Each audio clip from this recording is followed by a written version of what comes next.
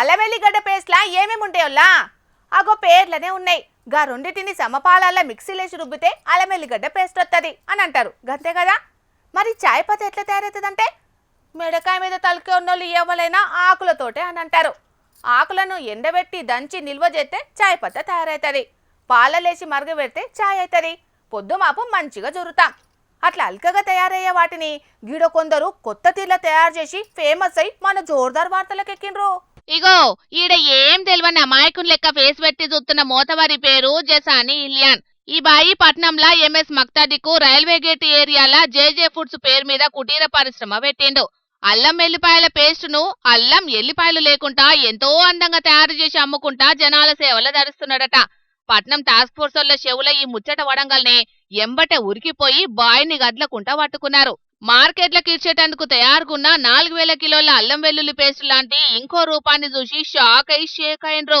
అల్లం వెల్లిగడ్డలు లేకుండానే తయారు చేస్తున్నది చూసి ఇట్లా కూడా తయారు చేయొచ్చునా అని అవాక్కయ్యిండ్రు. ఇక ఆడ అమ్మేతందుకు తయారుగున్న పేస్టు చిక్కదనం, సక్కదనం, రంగుదలకు వాడే ఏవేవో కెమికల్స్ ను, రుచికి సరిపడా దాచిన 10 కింటాల ఉప్పు బత్తాలను, అన్నిటిని మిక్సింగ్ చేసేటందుకు వాడే రుబ్బుడు మిషన్లను, మాల్ను జారగొట్టేటందుకు తయారుగున్న గూడ్స్ బండిని, కుటీర పరిశ్రమల కష్టపడుతున్న ఇలియాన్ బాయ్ని స్టేషన్ కి తోలుకపోయినరు. కొత్త రెసిపీ సీక్రెట్ ఏందో గాని పెట్టే పనుల పడ్డారు. కానీ ఈ ముచ్చటని ఎవరన్నా కామన్ బ్లాగర్లు వీడియో తీసి ఇంటర్నెట్ లో ఎడిస్తే సోషల్ మీడియా షేక్ అయ్యేది కావచ్చు. పాపం పేదబాయిని పట్టుకొని పరేషాన్ చేస్తున్నారని ఎంతో గరమయ్యేటోళ్ళు.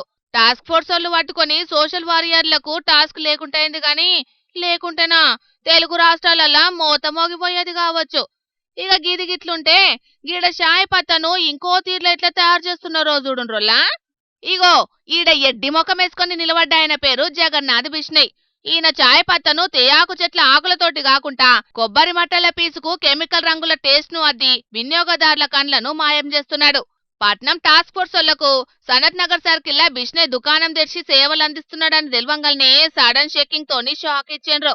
మార్కెట్లో అమ్మేటందుకు తయారుగున్న 120 కిలోల కల్తీ చాయ్ పత్తను, 30 కిలోల అసలు చాయ్ పత్తను, 138 కిలోల కోకోపిట్ కొబ్బరి పీసును, మరగబెట్టేటందుకు వాడిన గిన్నెలు, బోళ్లను, గ్యాస్ పొయ్యిలను దొరకబట్టి సీజ్ చేసిండ్రు. బిష్ణన్నను స్టేషన్ కు దొరకపోయి రంగు దేలేదాకా మర్యాదలు చేస్తారట గాని అసలు చాయ్ పత్తను అల్కగా గుర్తుపట్టేటందుకు బాటల నీళ్లు పోసి దాంట్లో చాయ్ పత్తేసి అటు లోపాలనట. రంగు జప్పున మారితే దొంగమాలు, ఆలస్యంగా రంగు తేలితే ఆకులతోటి చేసిన చాయ్ పత్తి అన్నట్టు. అగ్వకు ఎక్కువ పత్తి దొరుకుతాందని ఆఫర్లు చూసి కొనేటోళ్ళు దినాం బండ్ల మీద చాయలు తాగేటోళ్ళు ఓ పారి చాయ్ పత్తి ఎంత మంచిదో షేకింగ్ చేసుకోండ్రి. ఇందు గలదు అందు లేదని సందేహము వలదు, ఎందెందు వెతికినా కల్తీ అందందే గలదు. ఇవే కాదల్లో ఇయాల రేపు తినే తిండి ఏది మంచిదో ఏది చెడ్డదో చెప్పుడైతే శానా కష్టమే ఉన్నదల్లా.